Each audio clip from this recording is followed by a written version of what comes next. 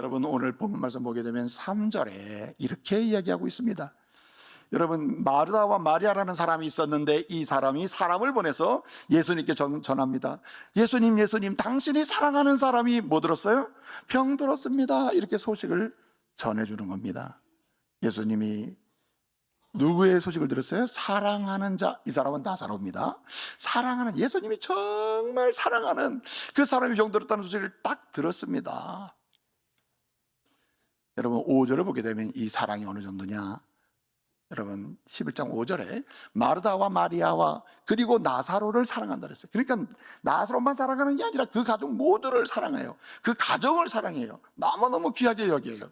네? 그렇게 사랑하신다는 겁니다. 그런데 여러분 오늘 우리 예수님이 이 소식을 듣고 어떻게 했습니까? 1번 하던 일을 중지하고 바로 나사로의 집으로 갔다. 2번 이틀을 더 유하고 늦게 갔다. 죄송합니다. 문제를 잘못 내가지고. 그래서 오늘 6절 말씀에 보면 뭐라고 얘기했냐면은 이 소식을 듣고도 우리 예수님 어떻게 하시냐면은 이틀을 거기 더 유한 다음에 가시게 됐다는 거예요. 가시게 되는데 여러분 보세요. 이틀을 더 있어요. 이 말은 이거는 사랑하는 자에 대한 태도가 아니지 않습니까? 보통 사랑하는 자가 이 병 들었으면 정말 제쳐놓고 가야 되는 거 아니에요? 그런데 그 소식을 듣고 주님은 이틀을 더 하실 일을 한 다음에 그리고 가시게 됐다는 겁니다. 그런데 여러분 우리가 잘 알다시피 오늘 14절을 보게 되면 이렇게 얘기합니다. 나사로가 이미 뭐 했다? 죽었다. 이틀 지나는 동안에 나사로가 이미 죽었다는 거예요. 그런데 주님이 이제 거기 가시자고 하는 겁니다. 그러면서 주님 뭐라고 하십니까? 이렇게 얘기하시는 거죠. 지금 나사로가 잠들었어. 내가 깨우러 가야 돼. 이렇게 얘기합니다. 그랬더니 여러분 제자들이 어떻게 생각해요? 잠들었으면 뭐 괜찮겠네요. 죽은 건 아니니까요. 천천히 가도 돼. 이런 느낌이 있는 거죠. 잠들었는데 뭐 잠들면 반드시 뭐 할 때가 있죠? 깰 때가 있잖아요. 뭐 잠들었으니까 그러면 뭐 죽은 게 아니면 괜찮네요. 이렇게 얘기한단 말이에요. 이 말은 좀 딜레이 시키고 싶은 마음이 있죠. 가더라도 좀 천천히 안 갔으면 좋은데 이런 마음으로 있는 거예요. 그때 여러분 주님께 그런 잠이 아니야. 그런 잠들었다는 얘기 아니야. 하시면서 오늘 14절에 이렇게 얘기하는 겁니다. 나사로가 이미 죽었다. 나 사람이 죽었어. 그래서 내가 그리로 가야 돼. 이렇게 얘기하시는 겁니다. 그래서 여러분 죽은 나사로가 살아나는 이 기적은요 예수님의 부활을 예표해요. 예수님의 부활을 통하여 믿는 자가 구원받게 하신다고 하시는 그 놀라운 주님의 구속사역을 예표하면서 동시에 이 나사로를 향한 축복을, 이 생명의 축복을 주시는 분임을 드러내는 표적입니다. 그래서 여러분 예수님이 이렇게 얘기할 때 제자들은 자 여러분 생각에 만약에 제자 중에 알겠습니다. 예수님 말씀하시면 가야 되겠습니다. 라고 말을 한다면 여러분이 12제자 중에 생각하는 제자 누가 그렇게 얘기해야 마땅합니까? 네? 누가 제일 먼저 그렇게 얘기해야 마땅해요? 베드로죠. 베드로는 12제자 중 수제자라고 하거든요. 아니면은 야고보나 요한이 사랑받는 두 제자였거든요. 그러면 자기들이 나서서 해야 되는 거 아니에요? 베드로도 입 다물고 있습니다. 야고보도 입 다물고 있어요. 요한도 입 꼭 다물고 있습니다. 다 안 갔으면 좋겠다. 가지 말아야 된다. 가면 안 된다. 막 예수님을 설득하고 제자들도 예수님을 설득하고 있는 겁니다, 여러분. 그때에 의외의 인물이 나타났습니다. 의외의 인물 누굽니까? 어떻게 하셨습니까? 여러분 도마를 어떻게 얘기하고요? 도마 하면 여러분 무슨 생각이 있습니까? 의심 많은 도마라. 내가 그럴 줄 알았어요. 예수님이 딱 이렇게 할 때 의외의 인물이 도마에 있는데 여러분과 저는 도마를 이렇게 알고 있는 거예요. 도마는 의심 많은 도마다. 의심 많은 도마다. 이게 요한복음 20장이 나오는 얘기거든요. 요한복음 20장 그 말씀에 근거해가지고 부활하신 예수님이 나타났을 때 내가 제자들이 있었잖아요. 여러분 도마라는 뜻은 쌍둥이라는 뜻입니다. 쌍둥이, 도마. 왜 오늘 본 말씀 16절에 보면 도마가 나타나 이래잖아요. 디도모라고도 하는 도마가 다른 제자들에게 말하되 어떻게 얘기했습니까? 우리도 주와 함께 뭐하러 가자? 죽으러 가자. 이렇게 얘기한 걸로 되어 있거든요. 도마, 이 디도모라고 하는 원래 도마의 원래 이름은 도마스입니다. 도마스. 이게 좀 반하면 토마스도 되고 뭐 이렇게 영어로 막 바뀌잖아요. 예? 토마스는 도마스 이렇게 되고, 또 뭡니까? 이 오늘 본문에 보면 디두보라고 하는 말인데 디두모스거든요. 원래 이름은 헬라어 이름이 그래요. 근데 이 디두모라고 하는 이름은 헬라어 발음이고 헬라어식 이름이고, 도마라고 하는 이름은 히브리어 이름이에요. 그래서 유대인들만 들을 때는 도마가 쉽게 알아듣는데, 오늘 요한복음 모든 이방인이 다 읽을 수 있도록 주시는 복음서거든요. 그러니까 요한이 설명을 해주는 거예요. 디두모라고도 하는 도마. 이 헬라식 이름으로 해서 근데 어떻든 다 쌍둥이란 뜻이에요.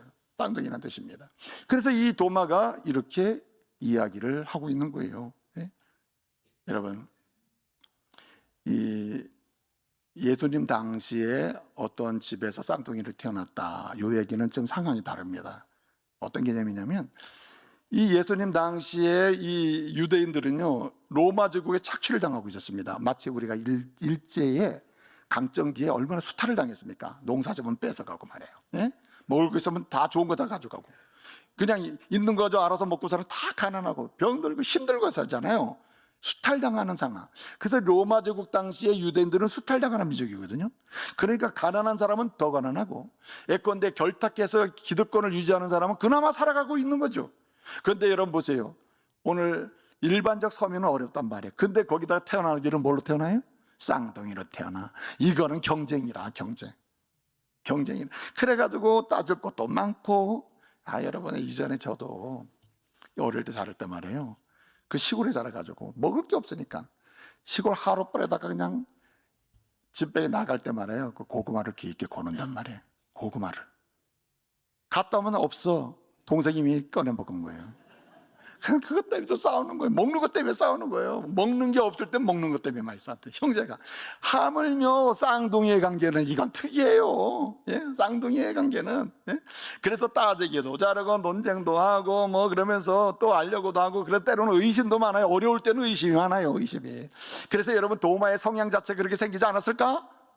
여러분, 예수님이 부활하셨습니다. 그리고 제자들이 나타나셨어요. 그리고 너에게 평안이 있으라 축복까지 하십니다. 그런데 그곳에 있던 제자들이 너무 은혜를 받은 거, 부활하신 예수님을 보면서.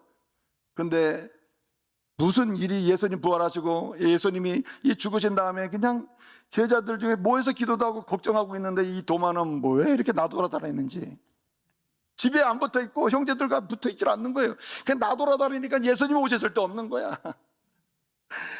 다 은혜 받았는데 도마는 예수님 왔다 가신 다음에 온 거예요.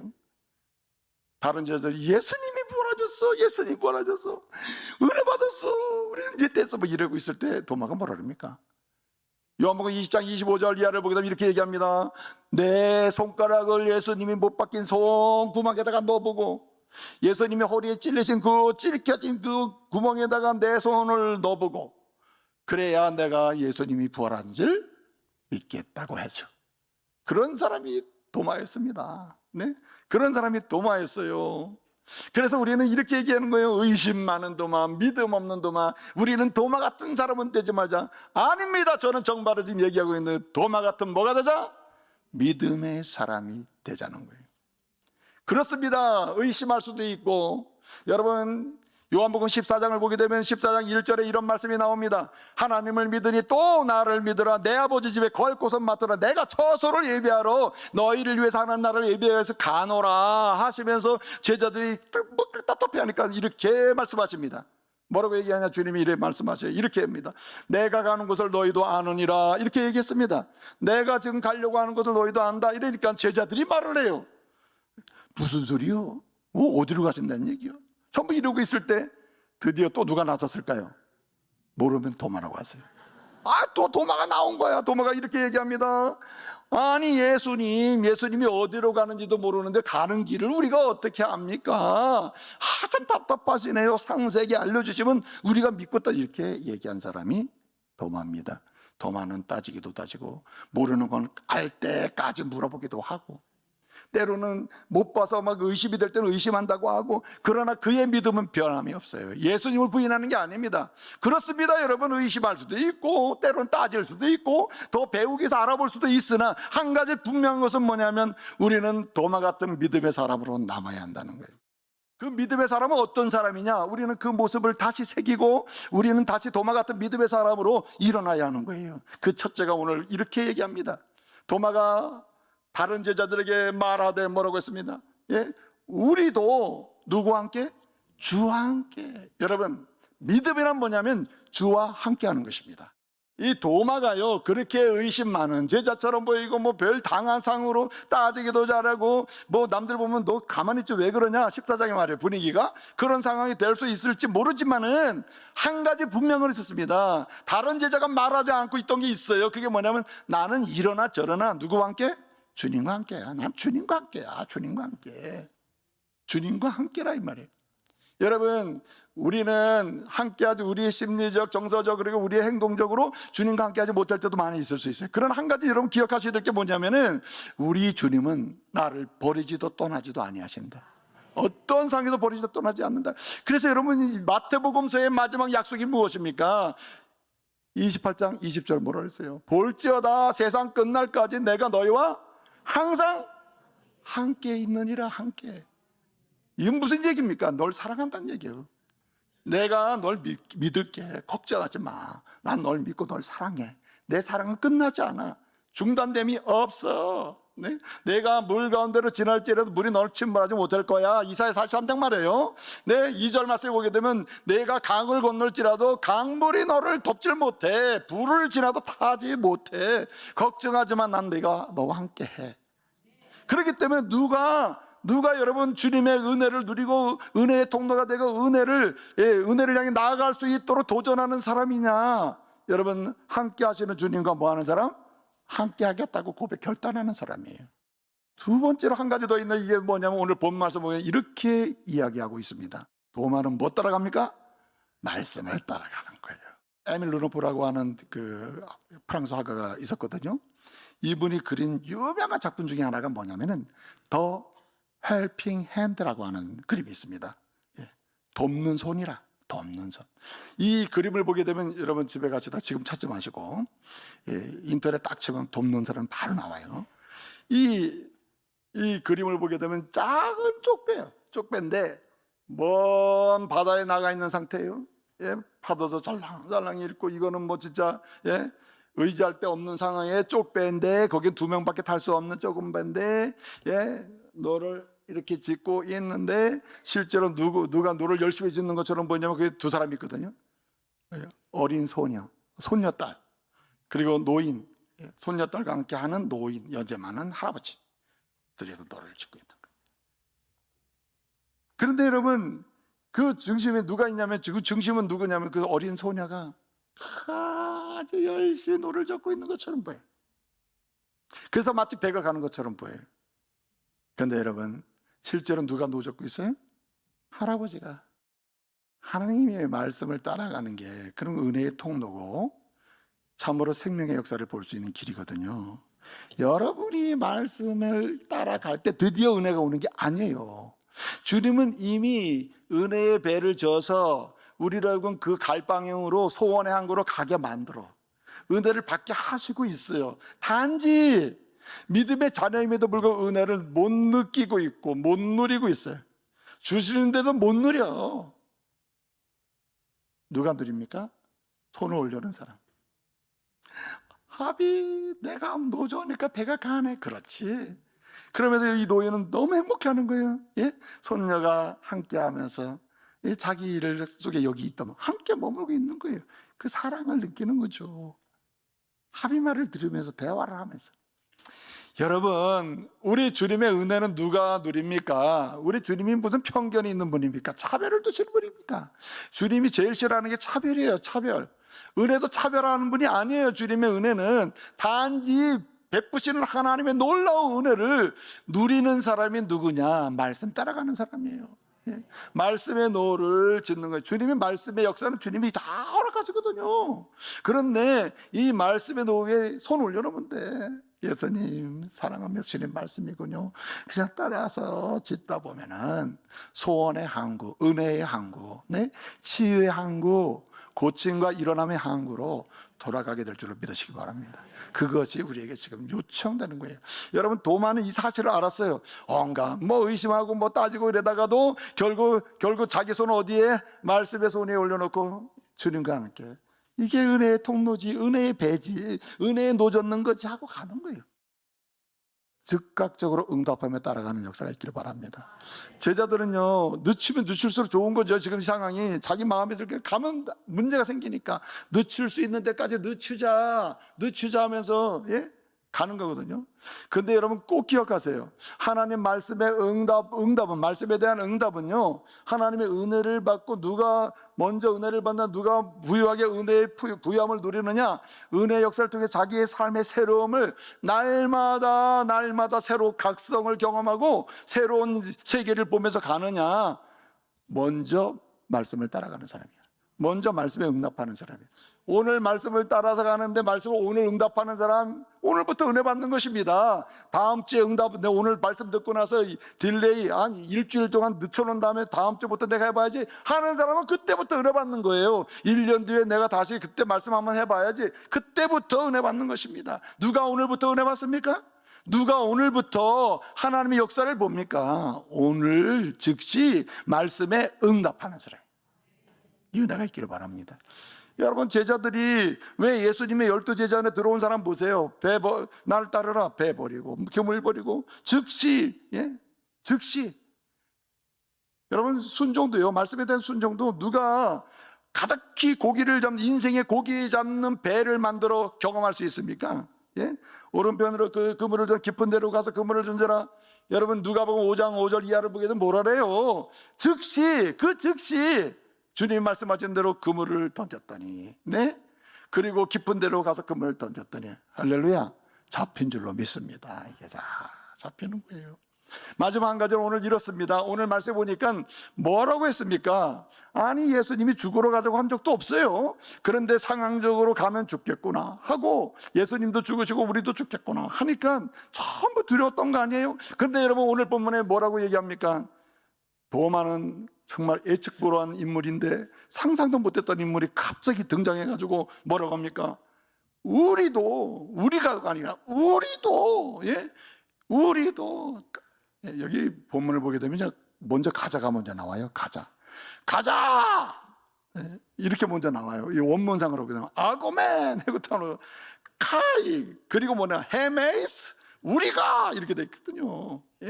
갑시다, 우리가, 이렇게 얘기하는 거예요. 그러면서 뭐라 해요? 죽으러 가자. 여러분, 정말 도마같이 믿음의 사람은 어떤 사람이냐? 핵심은 이겁니다. 포기할 줄 아는 믿음이에요. 포기하는 겁니다. 포기할 것을 제대로 포기하잖아요. 그러면 반드시 얻을 것을 얻는 거예요. 그 사람이 누구였느냐? 도마였다는 거예요.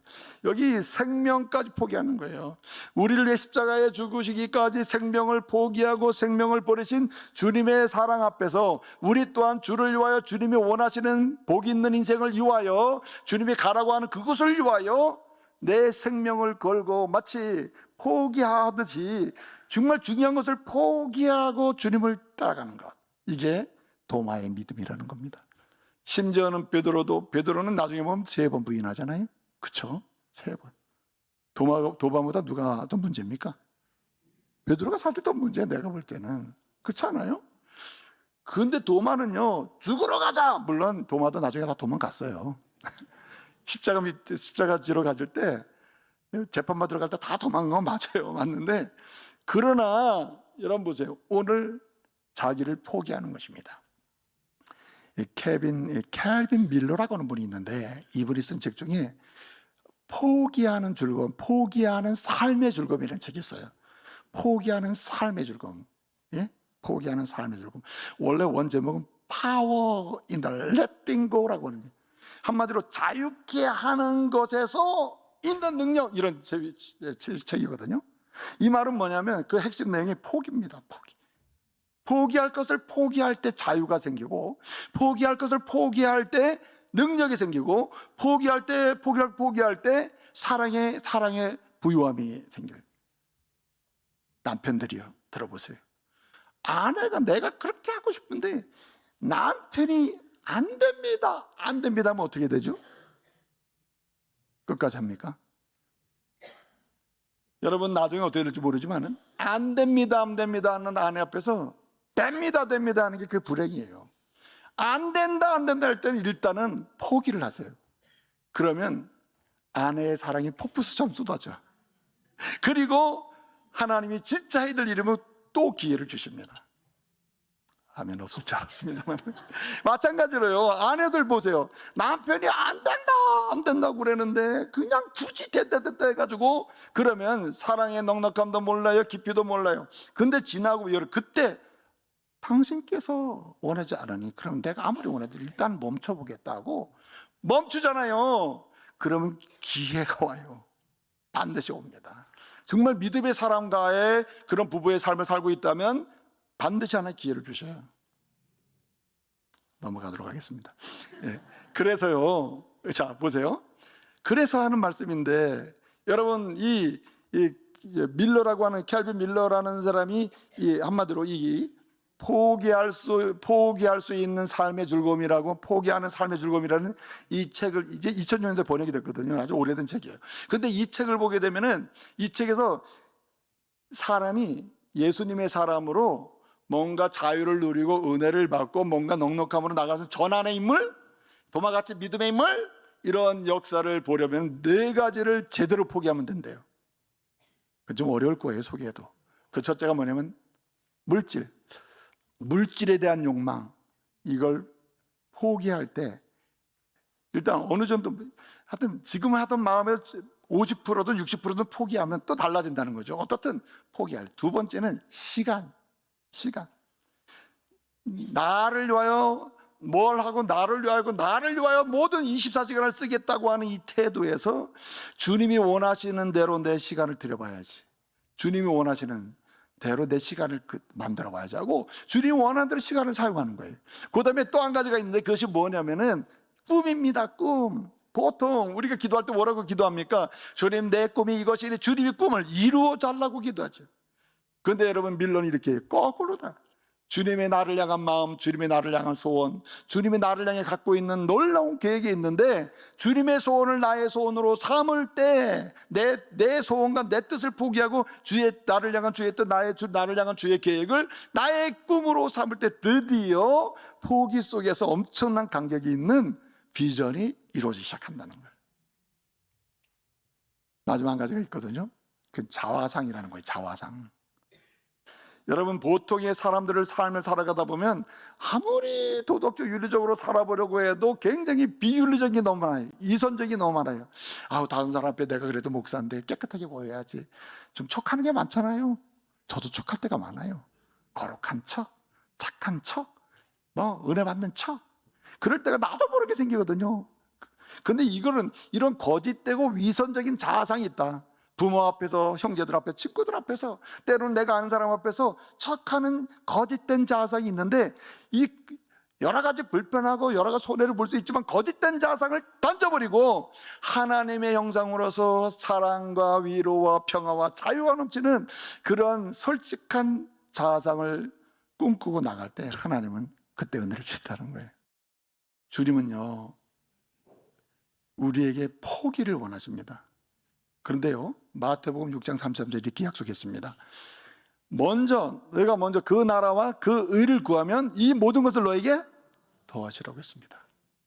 여러분, 생명을 걸고 포기할 정도로 주님을 따라가기를 소원하고 말씀을 즉각적으로 응답하며 따라가고 주님과 함께 하기를 소망하면서, 여러분 도마처럼 움직이는 사람이 망합니까? 여러분 도마에 관한 이야기가 많은데 대표적인 게 이제 예를 들어서요, 요세푸스라고 하는 유대 역사가가 있거든요. 그 사람이 쓴 유대 전쟁사에 보면 이 이야기가 나와요. 누구에 관한 이야기면 도마에 관한 이야기가 나오는데, 도마가 이란까지 가가지고 오늘날 이란까지 가서 복음을 전해서 숨겼다, 이렇게 돼 있고, 여러분 그 성경이 아닌 성경 같은 이야기가 기록된 책들이 많아요. 외경 또는 위경, 가경이라고 그러는데, 그러니까 도마 복음서가 있거든요.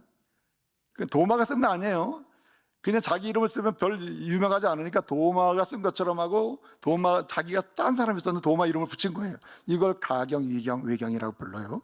그 책에 보게 되면 뭐라고 했느냐, 도마는 인도까지 가서 복음을 전하 순교했다, 이렇게 되어 있습니다. 이래도 여러분이 의심 많은 도마로 말할 수 있어요? 아닙니다. 그렇게 해서는 안 되죠. 우리는 여러분 기억해야 합니다. 주님, 도마처럼 도마 같은 믿음의 사람이 되게 하옵소서. 모두가 멈춰 있을 때 예수 안에서 시작할 수 있다고 이끌어낼 수 있고 도전해낼 수 있고 은혜의 자리를 이끌어낼 수 있는 여러분 전환시키는 축복의 통로, 도마 같은 믿음의 인물 가정에서 되시고 직장에서 되시고 우리 삶의 여정에서 꼭 쓰임받는 이런 성도 되시기를 말씀으로 축복합니다.